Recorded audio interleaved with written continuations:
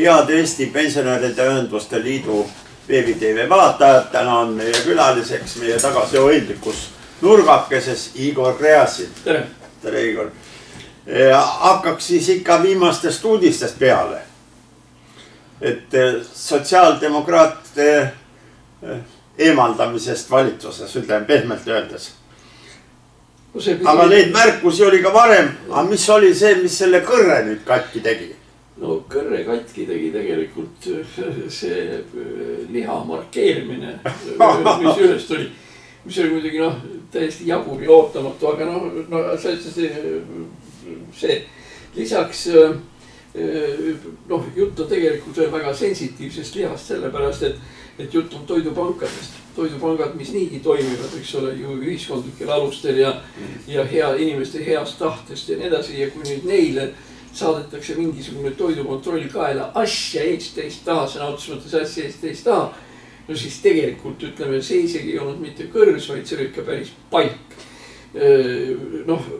Me peame teadma, et sotside puhul on üks asi, mida ma võin öelda, mis on sotsidele alati omane olnud ja kui ma ütlen, siis ma ütlen seda kui spetsialist. Nimelt nõukogude korra viljastavates tingimustes ma olen kokku lugenud, on mul õnnestunud teha 12 korda, 1 ja 2, 12 eksamit marksismis ja leninismis igasugustes variantides. Ja seal on siis ka mitmed tuntud Lenini teosed, mis on rahvasõbrad, kuidas nad võitlevad sotsiaaldemokraatia vastu ja terve rida teisi. Tähendab, sotside idee on alati olnud see, et me teeme inimeste elu paremaks, eriti vaeste inimeste elu teeme paremaks, et anname neile suuremad rahad ja toetused, värgid, need.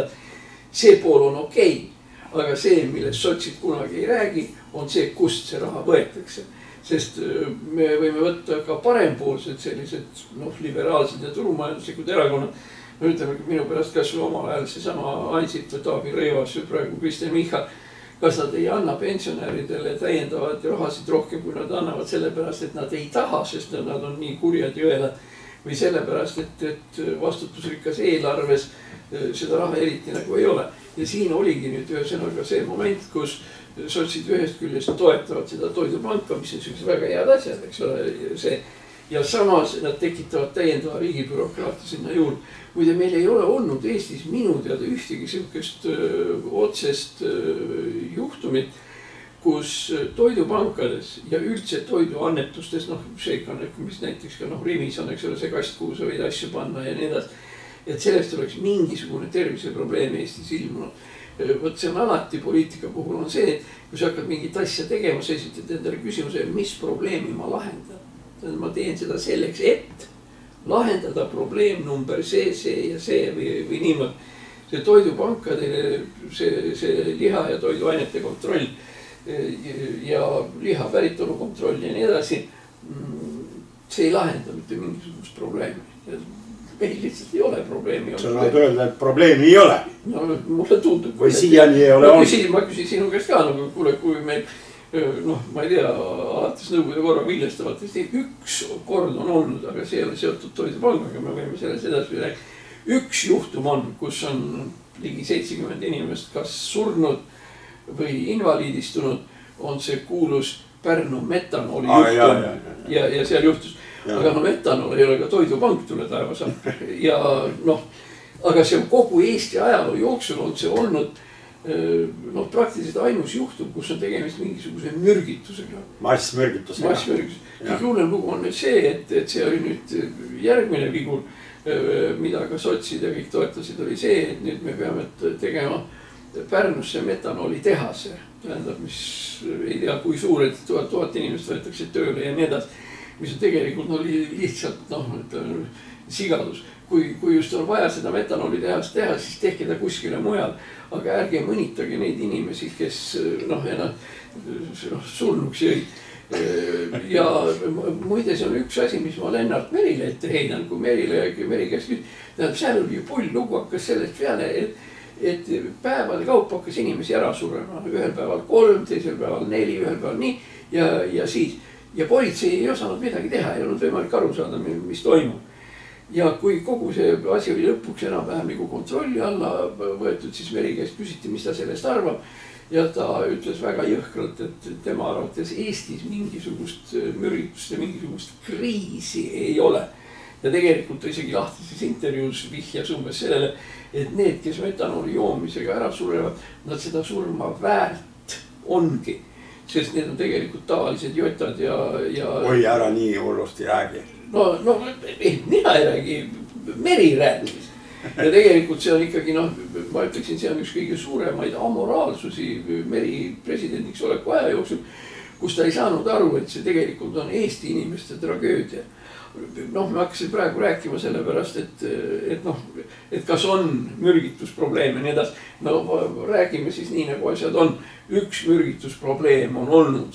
Seal oli siis 45-50 inimest, kes olid enam-vähem kohe ja 20 natuke hiljem. Ja metanooli probleem lühidalt öeldes on selles, et inimese neerutegevus peatub. Inimene tegelikult ta sureb mitte niivõrd metanooli, kuivõrd lihtsalt keha üldisesse mürgitusse ja nii edasi. Ja see on kole asi. Ja nüüd siis hakatakse sinna samma nende haua kõrvale ehitama siis seda suurt igavesti pirakat teha.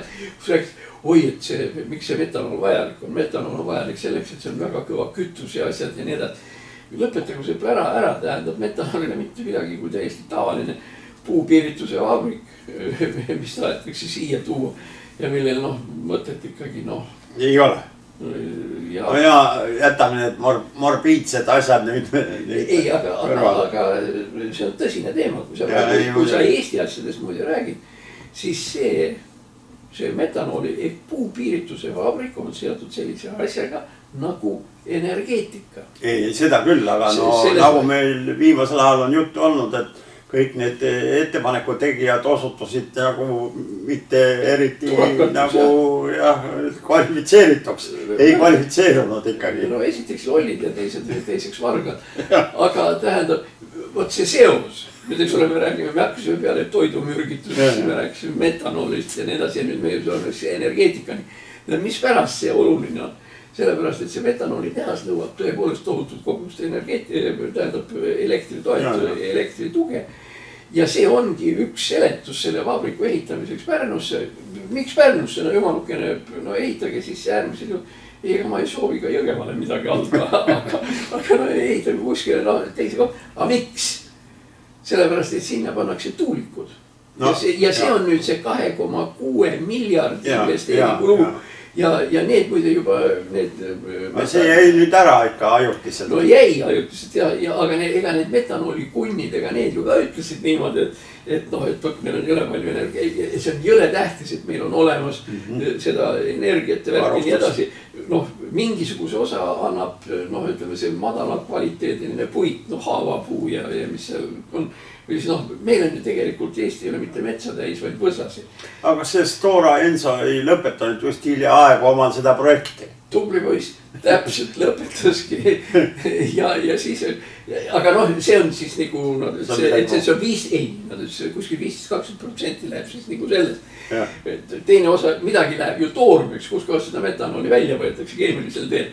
Aga 80% on siis need tuulikud, kus juures need tuulikud on juba kirjutatud äriplaani sisse. Mis tähendab, ma ei tea, sa mäletad kindlasti ka, aga tead, kogu see metanooli ja kogu see lugu, see tuletab mulle meelde neid Eesti õndsaid aegu, kui meil siin liikusid sellised väljapaistvad ärigeeniused nagu Agnotti. Oot. Kuule, oli üks...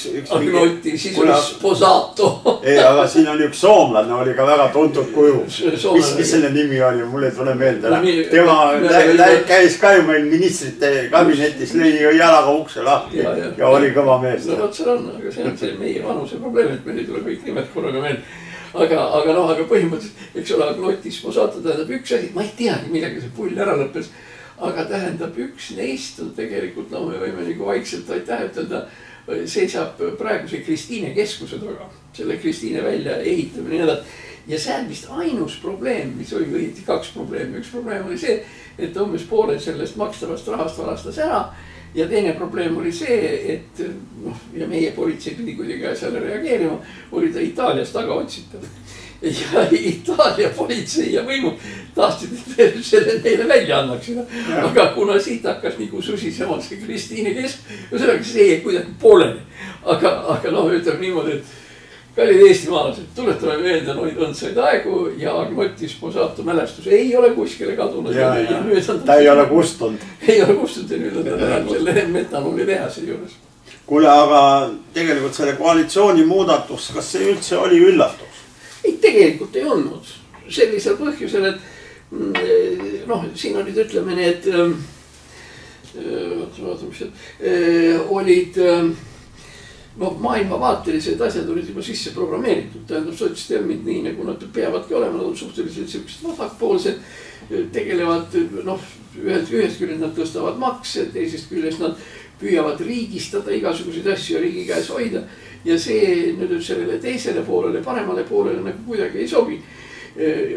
Aga selle parema poole puhul, mis on turumajanduslik pool, siin tuleb arvestada seda, et sinna hulka ei kuulu, väga tähtis, ei kuulu EKRE, kes tegelikult ei tegele majandusega praktiliselt üldse. Ja ühesõnaga tema nagu turumajandust ei toeta.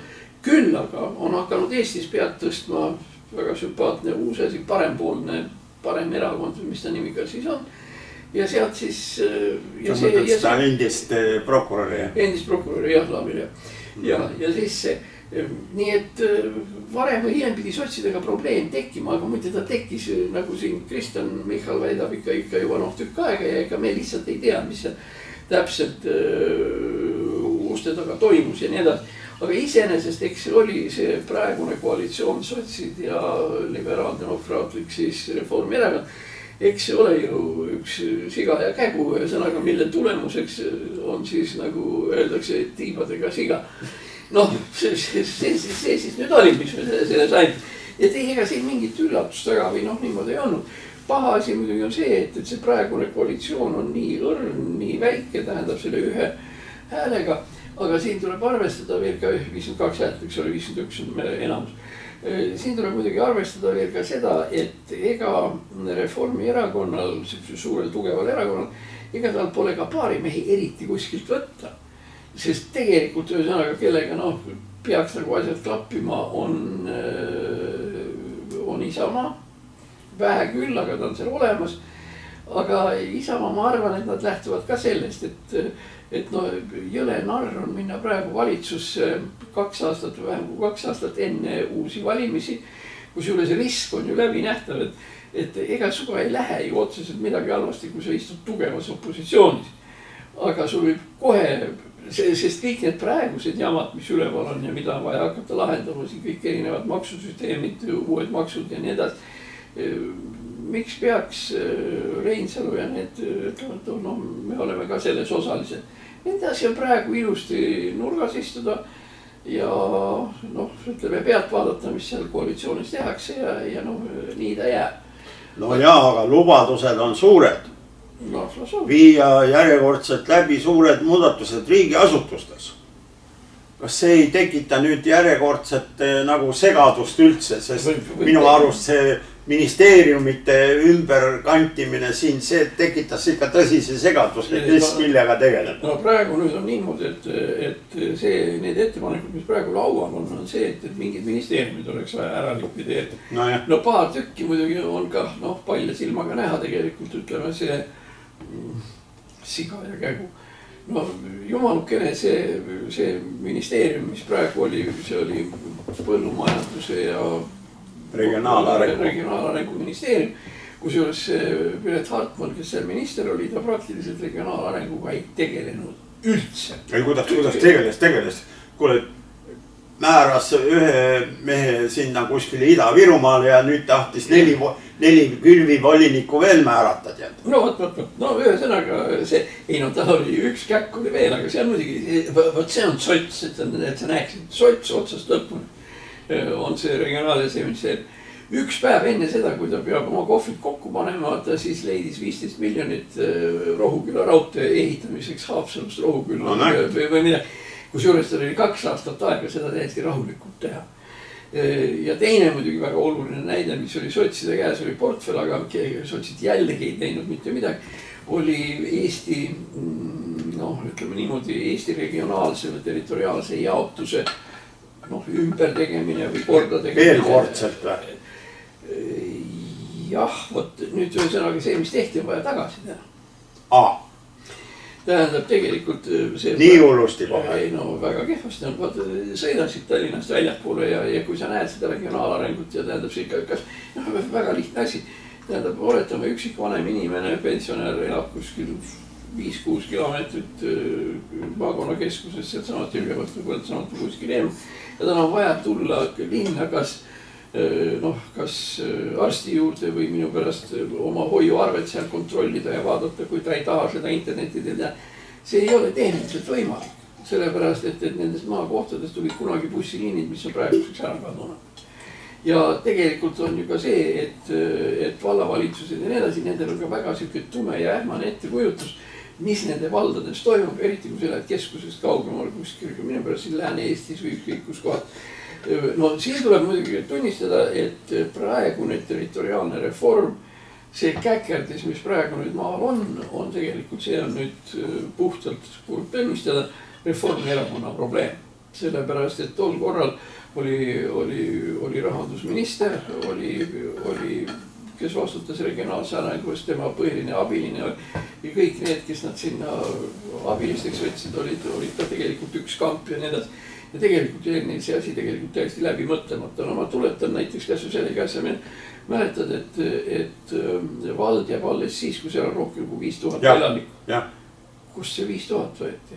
Miks ei saa see olla 4500 või miks ei saa olla... Eksperdid soovitasid. Noh, jah, vot sellised nad meil on. Nii tol ajal öeldud. Aga mul on võimalus öelda, et masin töötab 1000 korda paremini kui sellist jaburust, nagu tinglik inimeste arv reformis arvesse ei võeta. Nimelt eksisteeris selline mõiste, kus see 5000 ei kehtinud, oli see nõnda nimetatud saareline erand. Tähendab, kus oli mingisugused saared, aga nad olid väiksemad kui 5000, neile säilitati oma vald. Ja selline vald on minu kallis kodune Muhu. Meil on 1800 elanikku. Me oleme omaette vald, meil on oma vallavalitsus, vallavanemad, kõik värgid, me kõik ise teeme seal, inimesed osalevad kogu selle Muhu valitsemises. Mitte sellepärast, et peavad, vaid sellepärast, et tahavad. Noh, kui midagi toimub seal, kui te midagi teete seal oma naabriga või üleaedsega, see on täiesti loomulik, et te omavahel räägite ja peate nõu ja noh, kas me tõmbame siia kuivenduskraavi või ei tõmba ja nii edasi. Need on ju kõik täiesti normaalsed sellised asjad, mis väikse valla tingimustes on kõik täiesti elu. Ja kui muud näidet teil kuskilt võtta, siis minge Muhusse ja vaadake, kuidas see elu käib. Seal on teine moment veel, mitte suurus ei ole tähtis ja see, et ta väike on. Ja vaid ka sellepärast, et Muhu saar langeb kokku sellise väga olulise mõistega nagu Muhu kihelkond. Ja tegelik jaotus, millest muide Meri kunagi rääkis kadunukene, on see, et kui läbi viia reform, siis tuleb ta viia kihelkondlikul alusel. Ja ütleme, teeme siis niimoodi, et ärme hakkame liiga sügavale sinna või kaugele sinna mina, ütleme niimoodi, et sellel Piret Hartmanil oli 2 aastat aega, et midagi regionaalsete asjadega teha. Ta ei teinud mitte midagi ja päev enne ära minekut tõmbas ta kuskilt tagant taskust 15 milkut, et nüüd Rohukülla teha ja nii edasi. Mis tegelikult, siin on jällegi oluline moment, et see 15 miljonit poliitikuna endisena, ma võin sulle öelda, see 15 miljonit ei olnud mitte selleks, et Rohuküla raudteeliin valmis teha. Vaid selleks, et alles jäävatele koalitsioonipartneritele käkk keerata. Sest tema ei pea ju lõppkokkult seda 15 miljonit kuskilt väga otsima, aga ta viskas selle laual ja nüüd on, ütleme, sellel samal Michalil ja nende piisavalt raske, et kuidas sa ütled, et me jätame ära Rohuküla raudtee, mille see äramineja on sulle pannud. Kuule, aga siin on veel huvitavaid asju on välja tulnud. Kas see, et Keskkonnaametis töötab 600 inimest, kas see oli sulle üllatus? Minule küll oli. Minule ei olnud üllatus see, et seal töötab 600 inimest, vaid mulle tuli suure üllatusena, et siuke asutus üldse eksisteerib. Ei 600 inimest, see on ju hullult suur arv ju. No ongi. Tähendab, kus juures kõige raskem probleem on minu arvates neil selles, et kuidagi selgeks teha, millega nad tegelevad. Sest objektiivselt... Lehes oli pilt, kus näidati seal peale metsa maha võtmist, kus oli traktori jäljed ja need on vett täis. Aga ta nii ongi mõttetu.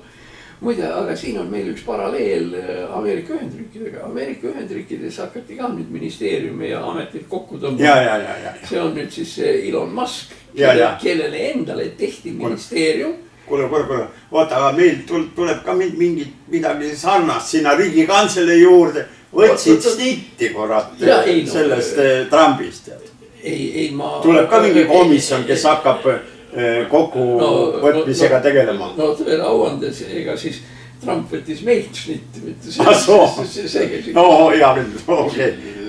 Kui nii, siis nii. Aga ühesõnaga tuletan meelde, et Elon Musk oli siis üks miljardär, ei ole kunagi poliitikaga tegelenud, aga siis Trump võttis ta endale ametisse ja ta ongi mingisugune juhtimise optimeerimise ministeerium või mingisugune oma asutud.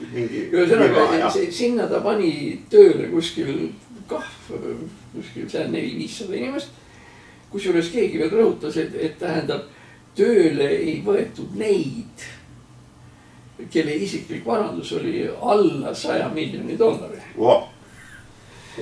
Ja põhjus. Jõhker diskrimineerimine. Kusjuures tähendab, see oli ka muide neil lisatingimus, et tervisekindlustus ja see neile antakse, aga palka nad pennigi ei saa, nad peavad töötama selle oma raha eest. Ja selleks, et neil ei tekiks seal ahvatlusi väga palju seal altkäemaksuvat ametnike käest või midagi muud, siis tal peab parasjagu nii palju raha olema, et tal ei oleks seda altkäemaksu võtmise stiimulit või motiivi. Ja tema hakkas tegema põhimõtteliselt seda sama asja, mida siin nüüd meil tahetakse teha. Kõigepealt esiteks meil on ministeeriumi liiga palju, need võiks ära koristada. Siis ministeeriumit tuleks korda teha, seepärast see kliimaministeerium kõigi oma nende asjad on ka täiesti arusaamatu. Kusjuures ta tegeleb kõigega peale kliima ja kes kurat selle peale tulid, et ei ole raske öelda. Aga okei, nad ülevad koristavad seal võib-olla 1-2 ministeeriumi ära, nii et probleem pole seal. Probleem on see üks aste allapoole. See, mis meil,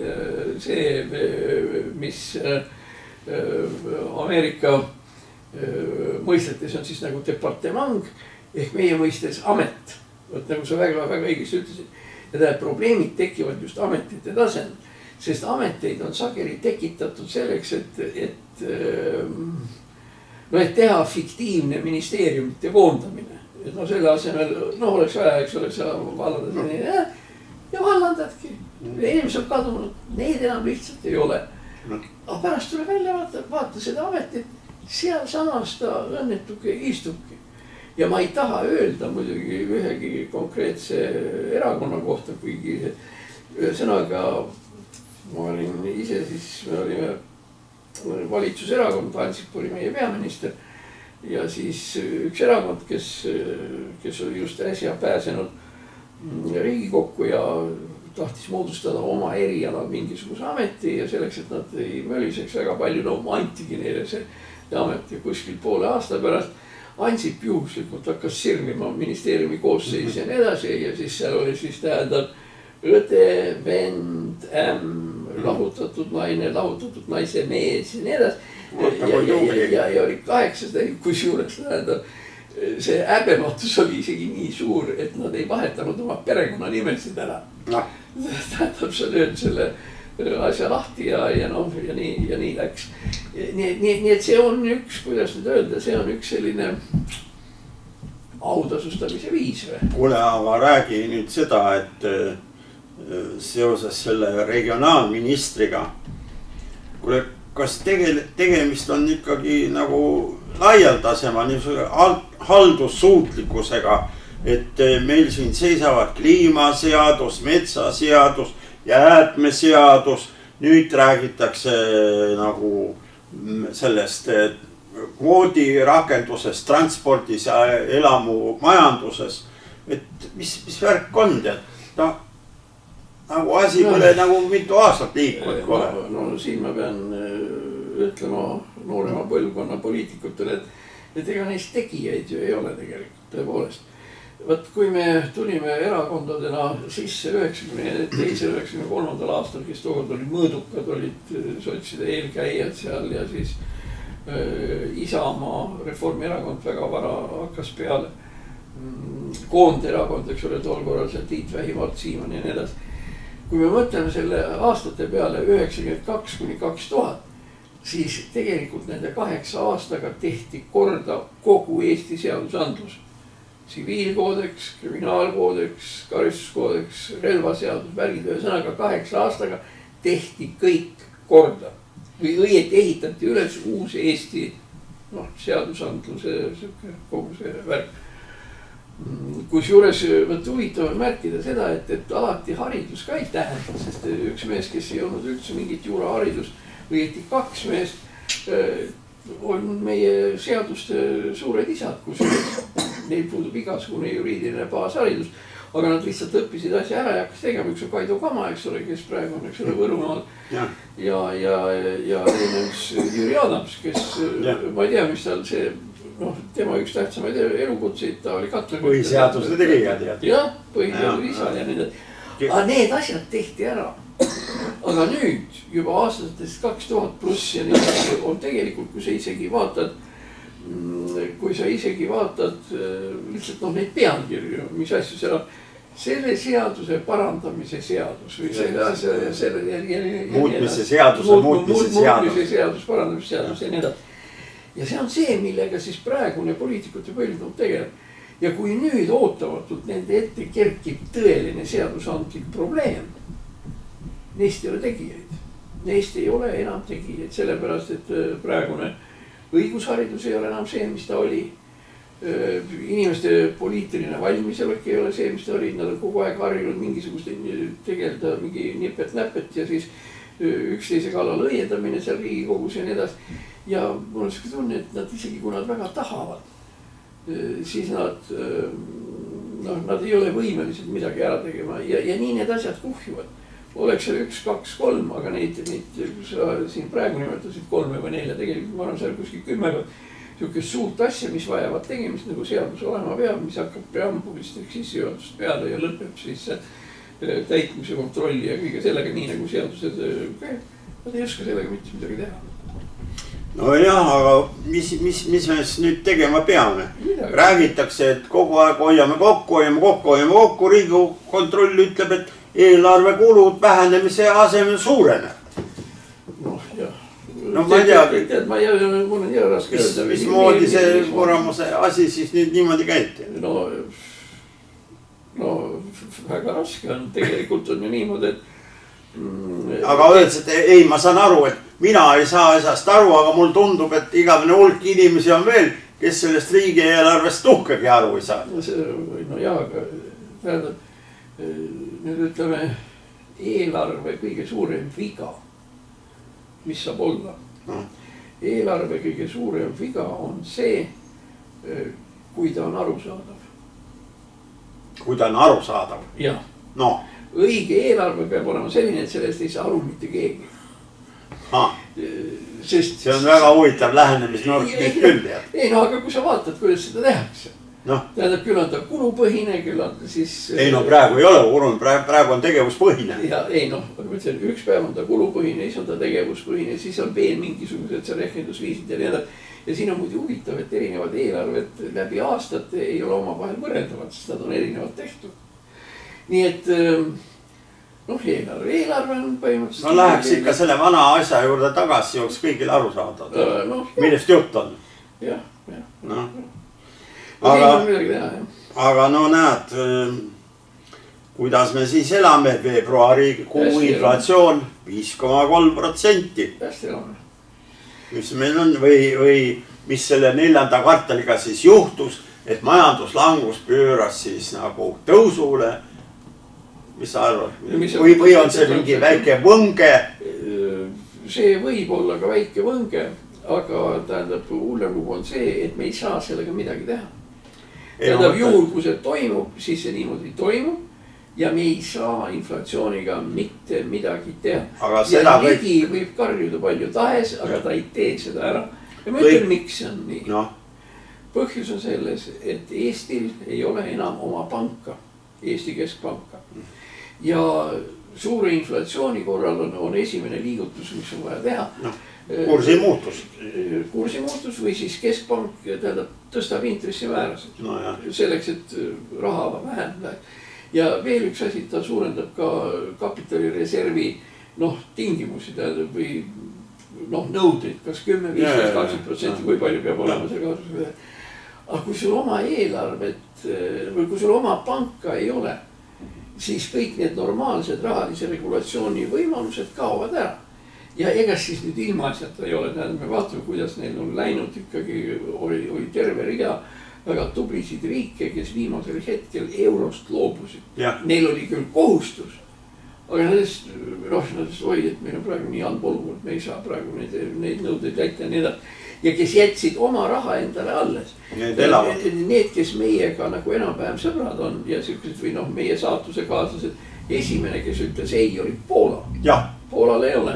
Ja meie võime, nagu öeldakse, teha mis tahes, aga meie õun on igal 100 juhul kallim kui poolakate oma.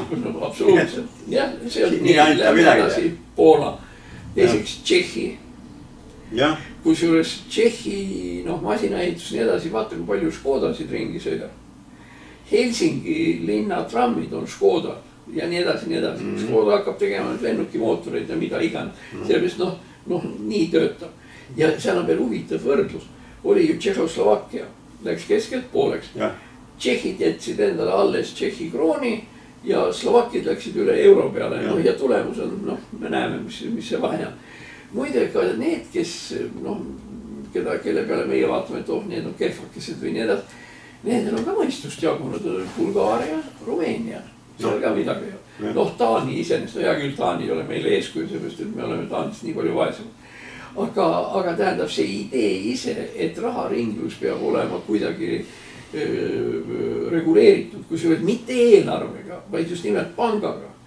Pank, kelle käes on raha trükkimise võimalus ja kellel on võimalus kontrollida laenuturgu. Tähendab selle keskpanga intressi tõusmine või intress, see tegelikult see on see intress, millega keskpank laenab oma raha kommerts äripankadele. Ja nüüd, kui seal on keskel on 3%, eks ole, võtab keskpank, siis mingisugune seep või keegi saab 3%-ga, aga need siis hakkavad omakorda välja laenama see 4, 5, 6-ga selleks, et endale mingi kasum saada.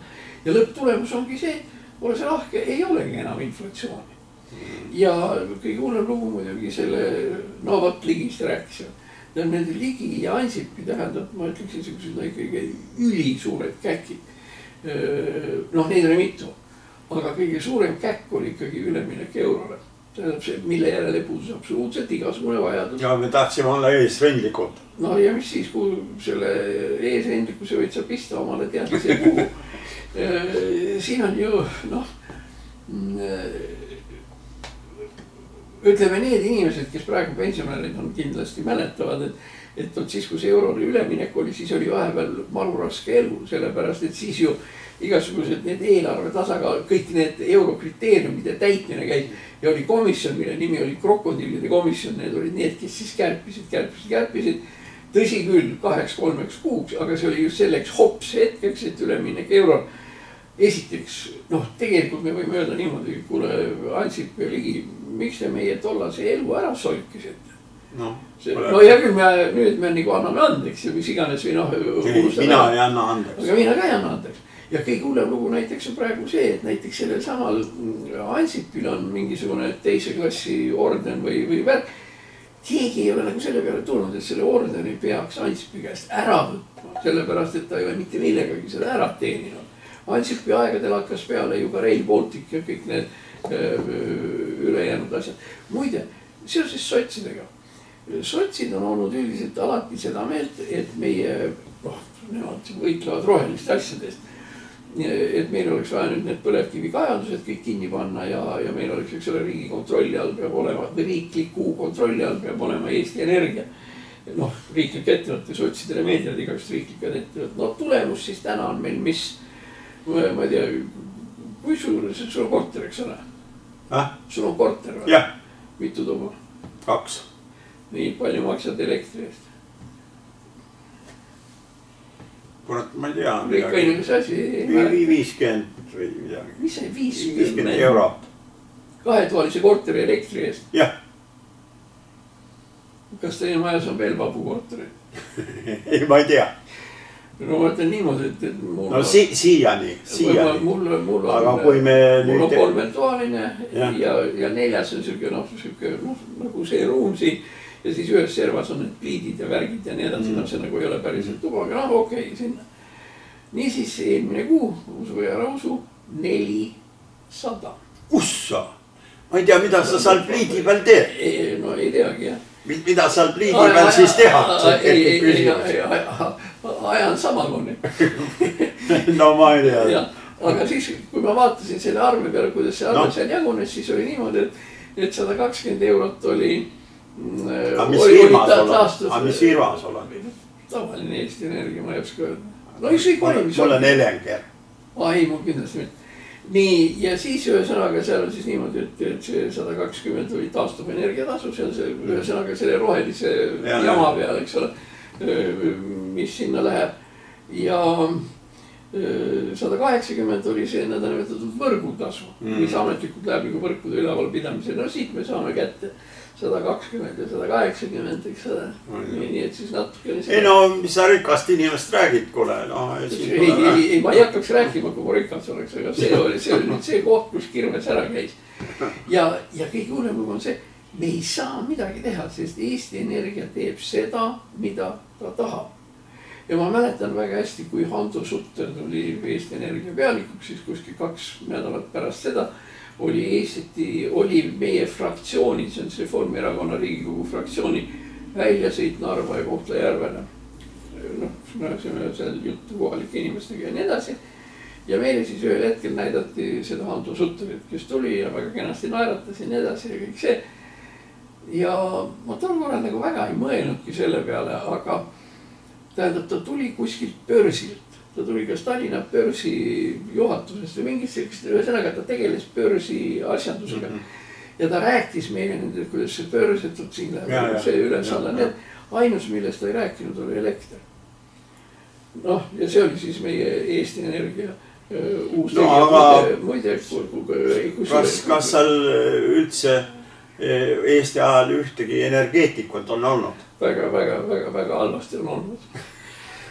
Ei noh, põhimõtteliselt on, muide nad on põhiliselt küll venelased seal, aga see ei muud asja. Ma mäletan, et mis nüüd see Sutteri palk oli seal, kas 25 000 või midagi taolist.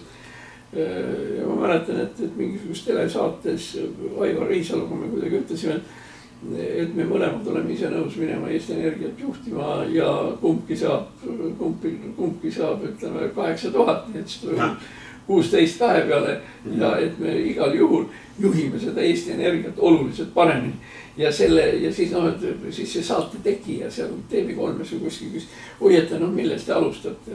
Ja siis esimene oli see, et me võtame tööle 10 elektrikut. Kes vähemalt umbeski midagi teha. See on hea mõte kindlasti. Ja tegelikult ütleme niimoodi, ma ei taha ka seda Eesti Energia kõigi inimeste kohta halvasti öelda, halvad inimesed on üleval. Aga tegelikult need tavalised Eesti Energia mehed, need liinimehed, kes tänaval töötavad ja need postide pealt raatid on, need on ju tegelikult okei ja seda võib öelda ka selle Muhu ja Saaremaa kohta, et kui seal mingisugusedki need elektriasjad on, aga see ei ole mitte sellepärast, et see on Eesti Energia, vaid sellepärast, et need on nii ütelda omad poisid. Ja kui sul omas külas elab elektrik ja sul on külas on elektriga probleemid, no eks siis oma poiss ja Kusti ta parandab selle ära igal juhul ja nii edasi. Aga see baseerub just nimelt sellel kogukondlikkuse põhimõttel, aga mitte selle. Kuule, aga nüüd, kui meil see automüügifestival on möödas ja 4. kvartal on ka möödas, et mis sellest esimesest kvartalist siis nüüd tööti saab ikkagi? Ei ole enam ju sisetarbimise kasvu ka ei ole. Oota, sa küsisid, mis saab esimesest kvartalist. Ma arvan, et ma saan sellele enam-vähem täpselt vastata. Et vähemalt üks asi mulle tundub, et on kindel. On see, et relvarahu selgitaks. See on nüüd... See on see, mis on esimese kvartal, ütleme üks kõige tähtsamaid punkte, sellepärast, et just täna oli see kokkusaamine ukrainlaste ja ameeriklaste vahel, väga hästi kokku. Ja mul on siuke tunne, et nüüd on siis saabunud see aeg, kus ameeriklased hakkavad venelaste mune pigistama. No, aga sinna on veel natuke aega. Jah, no aga lähmegi siis sinu jutu peale siis nagu ameeriklaste juurde edasi. Kas on aru saada, mida see Trump siis õieti tahab? Kas Ameerika first ja ülejäänud on savi või? Ta tahab, tõenäoliselt ta tahabki tekitada endale nii-ütelda panna jalajälje maha ka Euroopas. Trumpi seisukoht Ukraina on strateegiliselt tähtis koht. Esiteks Ukraina on väga suur riik. Teiseks Ukraina on tehnoloogiliselt väga arenenud riik. Ei maksa unustada, et enamus kõiki Nõukogude rakette tootis just nimelt seal. Tankitööstus, see HTC, Harkovski traktorisavõtt ja nii edasi. Ja no nüüd on siis see muldmetallide teema nagu üles kerkinud nii edasi. Ja üks kommentaator, kes on ka Trumpi isiklik tuttav, siin hiljuti mingis intervjuus, et noh, millega ta on nõus, millega ta ei ole nõus, mida ta pigistab ja nii edasi. Et ühes kohas võivad, ütleme, ukrainlased olla absoluutselt rahulikud. Ja tegelikult, noh, siit tulenevalt ka meie ja teised on see, et Ameerika ei loobu kunagi strateegiliselt tähtsast territooriumist. See, mis on tema jaoks oluline, on see. Ja tal on vaja Ukrainasse seda tuge saada selleks, et hakata siis jällegi seal koostööd tegema Hiinaga, venelaste vastu ja nii edasi. Nii et see on nagu suhteliselt keeruline mäng. Aga nüüd arvata, et ta on jõle kõva ja kaval poiss, see nüüd ikkagi ka ei vasta. Ta on ikkagi küllaltki siukene, noh, ta on mängur mingil määral. Et teeme ära, vaata, mis tuleb. Jah, see on muide Napoleoni lause. Ja. Napoleon ütles, et lahinguga nii, et kõigepealt hakkame lahinguga peale ja pärast paistab, mis edasi saab. Hea mõte. Kuule, aga no sinu, see kuramuse GD fans on see on vist sinu juttu kuulnud. Sellepärast, et tema ju ütles, et USA majandushuvi on parem julgeoleku garantii kui 20 000 sõdurid suvalisest riigist. Antud ju me peame natukene vaidlema temaga, kui muidu nõus ka ei oleks. Asi on selles, et on olemas Ameerika piisavalt suuri firmasid, kes töötavad Ukrainas täna. Kes isegi sõja olukorras ei ole Ukrainast ära läinud. Ehk teiste sõnadega Ameerika sellele ettevõtlusele ei ole sõda mingisugune eriline probleem. Juhul kui on. Teine küsimus muidugi on nüüd see muldmetallide ja see lugu, sest see on suures osas sellel territooriumil, mis täna on Venemaa käes. Nii et tal on vaja see asi käsed kuidagi nagu ära koristada. Ja kui nüüd Ukraina ütleb, et meil oleks vaja asi kiiresti ära lõpetada, või me tahame rahu sõlmida nii edasi, miks? Kas sellepärast, et see rahutuvikene lendab seal ja sõitub Valge Maja peale või seal on mingi teine põhjus? Ja ma väidan, et see on üks teine põhjus, sest Trump on, võt see nüüd on mingil määral viga või on ta tõesti nii suur mängur, et ta selle peale on. Tähendab, Trump on korraga endal lahti löönud mitu rinnet, kus üks käes saab rohkem kui teine.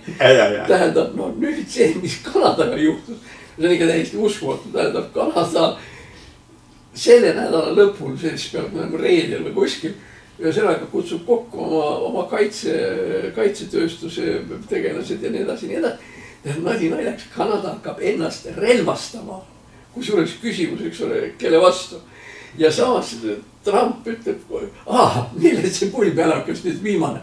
Viimane käik oli see, et Trump keevitas siis sinna tariifid, tollid Kanada vastu. Ja Kanada ei olnud ka papist poisid, mul on kui Eesti Energia. Need keevitasid 25% elektrile otsa ja Kanadas tuleb elekter. On just seal samas kandis, kus ma olen pikka aega Ameerikas elanud, see on siis üleval on siis Michigan, Ohio, kus see J.D. Vance tuleb, Pennsylvania ja nii edasi, kogu see ülemine riba tegelikult töötab kõik Kanada elektri peal. Kusjuures, kui ma veel meelde tuletan, et väga mitmed kohad, näiteks selline asi, mis on ülemaailmselt üks kõige tähtsamaid autotootjaid, asuvad Detroitis. Ja kui nüüd Detroitil on siis ka elekter seinast välja tõmmatud, siis tegelikult, ja siis ongi jama. sellepärast samas Detroitis on need autotööstusettevõtted, neil on 2-3 tükki, aga see on ka kõik. Tähendab, seal on 200 000 inimest, kes elavad ainult sellest autotööstusest. Muide, Detroit on Eestile ka väga oluline, sellepärast et Detroiti sümfooniaorkestri dirigent oli mitu aastat oli Neeme Järvi. See oli Detroit Symphony. Nii et ta on endal selle lahti teinud. Nüüd siis, ega mehhiklastega on ka nii nagu ta on. Eks ole, ega see, kui ta nüüd seal 300 000 või 400 000 välja saadab korraga, ega mehhiklastel ka hea meel ei ole. See on strateegiliselt olukorra. Gröönimaa, Taani, eks ole, on ju NATO sõber ja nii edasi. Kah jama. Taani on hakanud nüüd ennast relvastama ja siis on mingisugused läbirääkimised käinud Taani ja ka meie ja kelle vahel. Et Taani küsib, kas teised NATO sõbrad tulevad appi, kui Trump seal teiselt poolt tulema hakkab. See on nüüd väike asi, aga tegelikult, kui me niimoodi mõtlema hakkame, kas sensitiivne küsimus, on see sama Mehhiko lahe ümber nimetamine. No jah. Ei ole no ja. See on niuke puhtalt ego. Jah, aga see on nüüd ego juba. Jah, aga mõtle nüüd järele, tähendab. Meie teeme väga olulist vahet, kas Tallinn kirjutatakse 1 või 2 N-iga. Tähendab, kui on 1 N-iga, eks ole, siis on see Vene, kui on 2 N-iga, siis on õige. Kusjuures mitmed Euroopa riigid kirjutavad Tallinn 1 N-iga, mis meile väga pinda käib. Ja nüüd sul on Mehhiko sealt, kellele öeldakse, et sul ei ole lahti ka enam. Üldiselt, seda nüüd räägivad Ameerika strateegilised igasugused tegelased. Ega Trumpil võib see järgmine probleem tekkida Taiwaniga, sest Hiina vaatab seda värki ja hakkab ka juba nagu kergelt sinna poole minema, sest ei ole enam nagu otseselt mingit põhjust Ameerikat väga karta. Kui Ameerika on seal igal pool seotud ja aga ega siis Trump ei arva, et tema neid kaitsta ei saa. Nii et kui sa paned kõik need asjad kõik korraga, siis mis me selle peale ütleme? Ukraina on tema jaoks tegelikult kõige lihtsam probleem.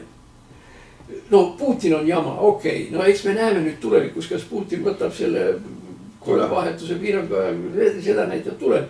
Aga vähemalt, üks kord lõuab ta Ukraina presidendi peale. Ja siis nädala pärast öelda, et ta on tegelikult tubli poiss. Ja nüüd siis nagu Džidas oli see need läbirääkimised Saudi Araabias. Nii et praktiliselt, kui mina istuksin Trumpi toolist, siis ma ütleksin nii, et nagu lõpp paistab, et saabki selle asja ära klaarida. Aga mina ütleks niimoodi, et üks on selge, et Ameerika ei kingi midagi. Sellepärast, et Suurbritannia maksis oma teise maailmasõja aegse viimase võla ära 2006. aastal. Et ega midagi ei kingi. See on 2 otsaga mäng muide.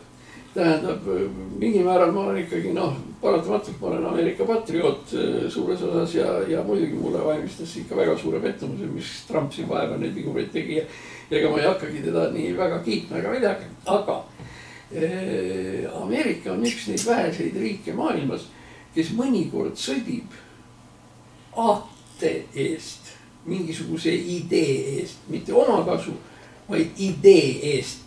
Üks sellised näide, kas või teine maailmasõda, eks ole, kui Ameerika kontinendile tuli või Woodrow Wilsoni aegne, eks ole, Ameerika liitumine esimese maailmasõjaga.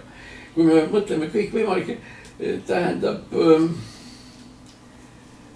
kus ütleme mingisugune omakasu mäng või võis sees olla, oli Kuveit, nafta, eks ole, sellepärast see oli siis see aeg, kui Iraak kallale tuli sinna.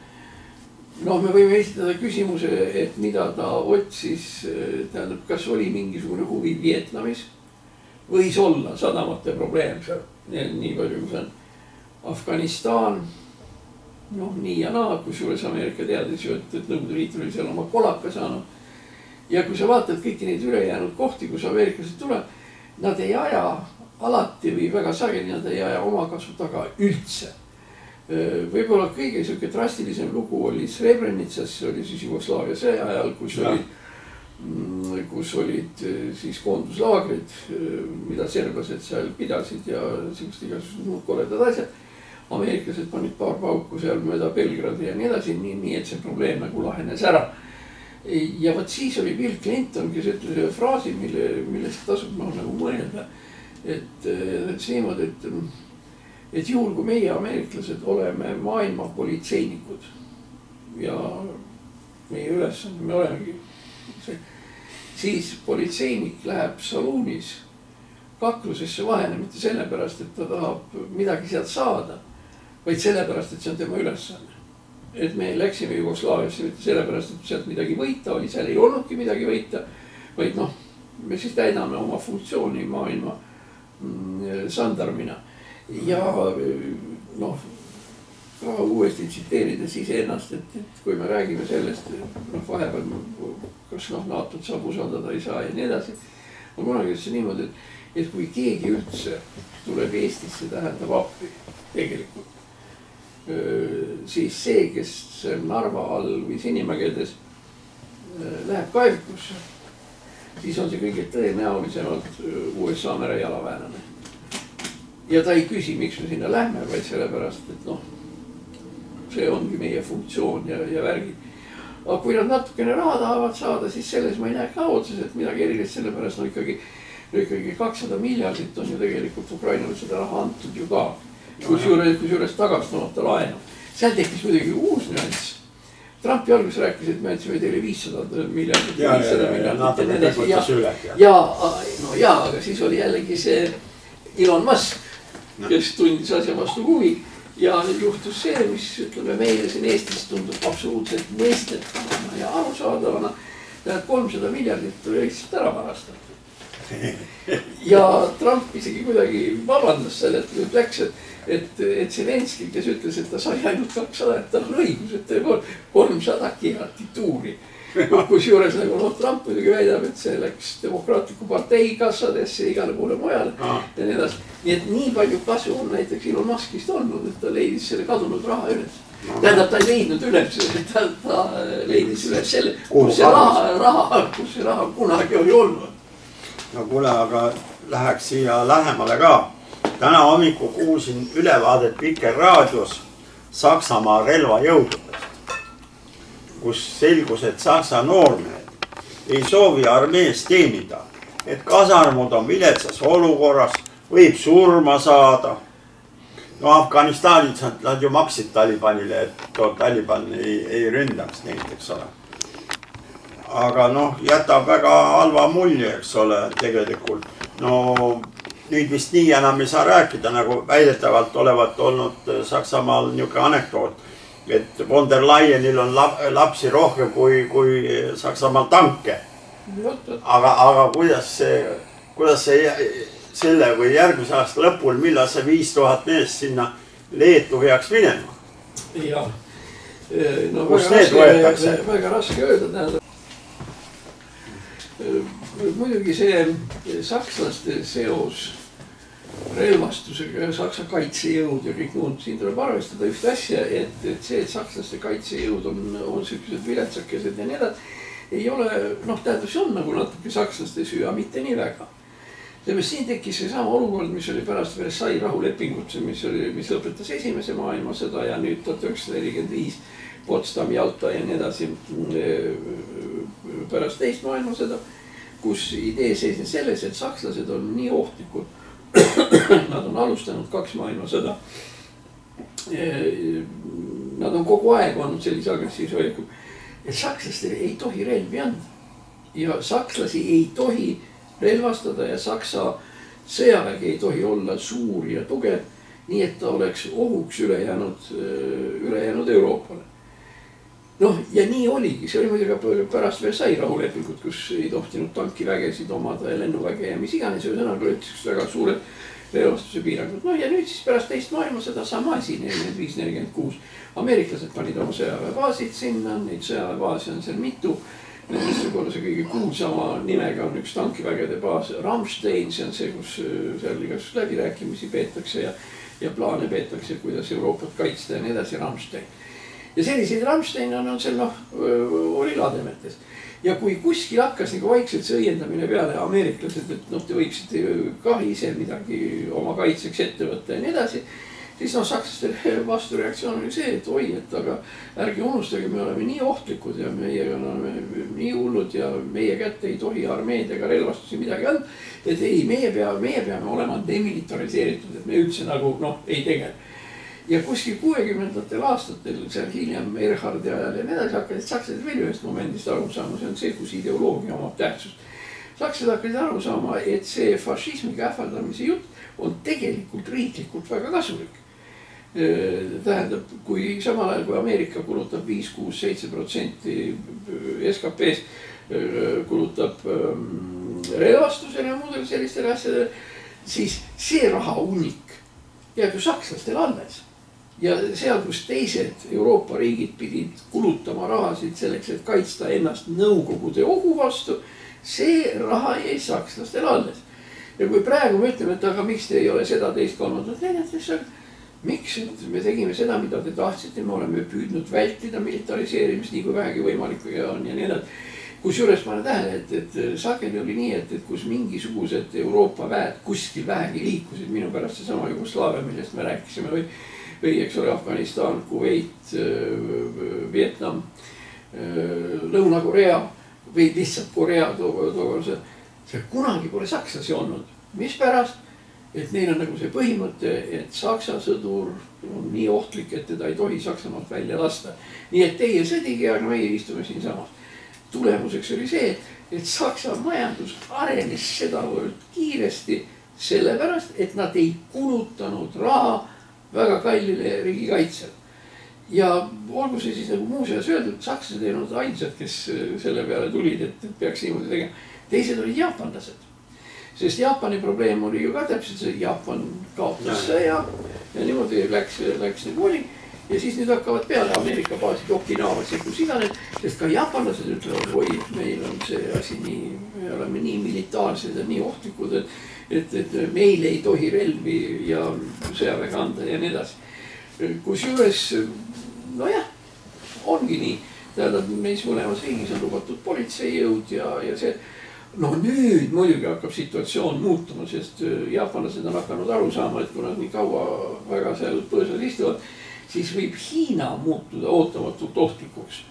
Eriti kui peaks tekkima Hiina-Taiwani konflikt, siis need paugud käivad kuidagi jaapanlastele liiga lähedal. Siis probleem Lõuna-Põhja-Korea, mis on ka jaapanlaste probleem. No ja siis Euroopas, see, mida me näeme ja see, mida me teame, kus sakslased on nüüd igavesti tublid ja see, aga ega sakslastel ei ole nüüd see asi ka nii, et sa saad 4-5 aasta jooksul tagasi teha kõik selle, mis sa oled 40-50 aasta jooksul tegemata jätnud, kus juures Ameerika korraldusega. No jah, no aga meil on ikka selles mõttes parem, et meie partnerid on rohkem nagu inglased. No ongi muidugi. Et meil on nagu selles mõttes ikka varem tead. Ja. Ei, inglased, prantslased ja nii edasi. Muide, olgu prantslaste kohta öeldud seda, et vaata, ma ei tea, kuidas sul on elus läinud, aga mul küll, et mul on mõnikord elus olnud väga kehvasti. Ükskord oli see näiteks Ameerikas, kus mul sisuliselt hakkas nagu töö otsa lõppema ja ma hakkasin nagu töötuks jääma ja seal olid mingisugused intriigid ja värgid ja nii edasi ja siis seal asus mind kaitsma ja võttis tööle ja tegi see, tähendab üks inimene meie kateedris, kes tegelikult, keda ma lugesin nagu mingil määral mitte enda vastaseks, aga kes suhtus nagu minusse väga küsitavalt ja halvasti ja nii edasi. Ja siis ootamatult selgus, et tema oligi nagu tegelikult siis minu sõber. Ja samasugune olukord on ka siin, me oleme tegelikult väga küsitavalt suhtunud prantslastesse, nagu sa meelde tuletad need sõjalaevad Mistraalid, mida nad tahtsid siin Venemaale anda ja nii edasi ja prantslased on sellised Figaro siin, Figaro seal ja sellised kehkad veid ja mis iganes ja me ei ole kunagi prantslasi ise nagu ütleme piisavalt tõsidusega võtnud. Mis sa nüüd ütled, prantslased on Euroopas praegu number 1 mängija. Ja see, kellest me võib-olla lootsime tol hetkel kõige vähem, prantslased on esimesed praegu, kes ütlesid, et nad panevad oma tuumarelvad valmis, kui Venemaa midagi tegema hakkab ja Inglismaa. Nii et meie kõige kõvemad usaldusväärsemad partnerid on Prantsusmaa, Inglismaa, kui Inglismaast me teadsime, et on meie aga see, et selgus, et meie suursõber on Prantsusmaa, ma arvan, et see tuli üllatusena ja hästi-hästi meeldiva üllatusena. Nojah, vaat siin ongi see, et nagu sa rääkisid, et denatsifitseerimine, see toimus Saksamaal nii ägedalt, et endine Saksamaa kantsler on nüüd venelaste juures tööd. No vot. Selle peale ma ütleksin niimoodi, et ega tegelikult ikkagi korruptsioon on igasugust ja mis iganes ja tähendab, tegelikult muidugi sakslastel on midagi kehvasti läinud selles osas, et esiteks Gerhard Schröder, eks ole, aga tegelikult ega see Angela Merkel ka ei ole midagi head.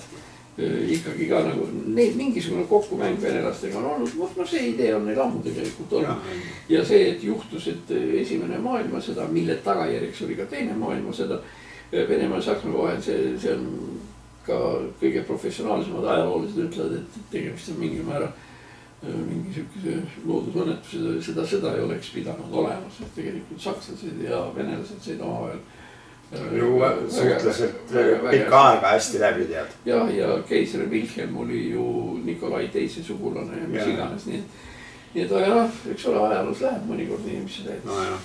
Aga mis meie täname Jumalat, et meil on asjad niiviisi nagu on, aga rääkides Jumalast, räägi siis nüüd, mis siis toimub praegu paastu ajal siis ka kirikus. Sa oled ju meil ka, nagu öeldakse, selle alal ka nagu tegelikult. Toimub paastupidamine, igal ühel on see paast nii nagu ta on. Tähendab, see ei ole nüüd seotud, et seal liha ei tohi süüa või niimoodi. Tähendab, ma ütlen oma paastu asja ära, tähendab. Ja mis on, tähendab, see on 40 päeva. See hakkas, ütlen ära. Minu jaoks esimene punkt on alkohol. Tähendab, seda pruukida ei tohi, sest tegelikult tavaliselt ma siiski paar klaasi veini päevas joon ikka. Ja kui on niisuge hea ja lõbus päev, siis ma joon ka pudeli. Nii et see, aga nüüd paastu ajal ei tohi. Ei tohi. Ja teine asi oli siis see, et selle siis ütles välja üks meie piiskoppe seosega sellega, et paastu ajal ei tohi Facebooki kirjutada. Niisugune piirang, kes selle nüüd välja mõtles? Üks meie piiskoppe, tähendab Urmas Viinma, tähendab peapiiskop, et temal on selline. Ja siis kui sellest seal jutuks tuli nii edasi, siis me kõik jõudsime järeldusele, kes me seal vaimulikud oli. Et see Facebooki piirang või sees on tegelikult palju valusam, kui see ilma veinita elab ära, aga ilma Facebookita ei ela. Aga ütleme, kui üldine reegel on ja keegi vaadab, mis teab, tähendab, tuleb piirata ennast selles, ilma milleta on raske olla. Lihtsalt ise tunned ära. Ise tunned ära, mis moodi see. Mida tuleb pidurdada. Kuule, aga mis sa arvad nüüd sellest pühakuks kuulutamise üritusest, mida katoliku kirik tahab siin 17. mail läbi viia? No väga tore, sellepärast, et tähendab, meie suhe on praegu niisugune Roomaga, et meil on olemas siin katoliku administratsioon. Administratsioon ei ole see sama, mis ütleme kogudus või kogukond või nii edasi. Administratsioon on sellistes kohtades, kus katoliiklasi on suhteliselt vähe, mis vastab Eesti selle tingimust. Ja teine oluline tunnus on see, et administratsioon on otsealluvuses Roomaga. Tähendab, kui ütleme tavaliselt, siin läheb piiskopid, kardinalid ja kõik see, siis administratsioon läheb siit kohe otse Rooma. See on tema siis staatus. Ja see, et siia nüüd selle aja jooksul tekib, tähendab Eestis oote see pühak, minu arvates on see väga issandale meelepärane tegu. Lasta siis olla. Ja ma ei usu, et venelased praegustes tingimustes mingisuguseid kanonilisi, tähendab, kuigi piiskop Platon oli ju, tähendab, aga tema ei olnud mitte pühak, vaid tema on märter. Tema lasti ema. Nii et Luteri kirikul ja teistel protestantlikel ja vabakirikutel pühakuid ei ole. Nii et põhimõtteliselt miks ka mitte, kui meil juba on Euroopa välispoliitika kõrge esindaja, miks meil ei võiks olla siis ka üks pühak? Ei, loomulikult, ma mitte seda ei taha öelda, et ma nagu mul midagi selle vastu on, ei, aga mul on kuskilt nagu meelde jäänud, kui ma ei teaks, sina tead, et kas ta ei peaks tegema ka mingisuguseid imetegusid või on teinud või? Parem oleks, kui teeks. aga siin antud juhul, noh, kuidas seda öelda, vot see on siin antud juhul on nagu märtriga pooleks, sellepärast, et ta läks nagu kehvalt. Aga muidu põhimõtteliselt küll, tähendab see imeteos, see on seotud ühe teise väga tähtsa katoliikliku teemaga nagu reliikviad. Reliikviad on nüüd küll need, ütleme seal mingisugused kellegi kondid või mingisugused seal riided asjad ja nii edasi. Reliikviad kannavad siis kahte funktsiooni, tähendab üks võimalus on see, et nad peavad kuuluma kellelegi, kellest on pühaks saanud ja nii edasi, ühesõnaga tema see. Ja teine asi, et nad ise tõesti peavad olema imet tegevad, ütleme siis niimoodi.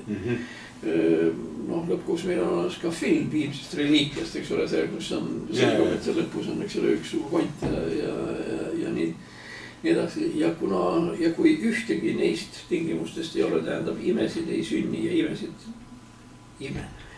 ime ei tähenda seda, et nüüd peab mingisugune, ma ei tea, mis juhtum, näiteks ime võib olla ka see, kui inimene, kes läheb selle reliikvia juurde või see, kui näiteks inimene saab terveks. Tervendav reliikvia on üks täiesti reaalselt olemas ole. Ja no siin on isegi Eestis olnud, aga ma ei mäleta enam kellega konkreetselt ja kus inimene, kes oli vähihaige, praegu elab 30 aastat selle vähiga. Noh, kas see nüüd on ime, ma ei tea, aga no see on igal juhul imelaadne asjaolu ju küll. See, et tänapäeval, aga no see alati võib öelda, et vähiga elatakse nii kaua sellepärast, et meditsiin on niimoodi arenenud.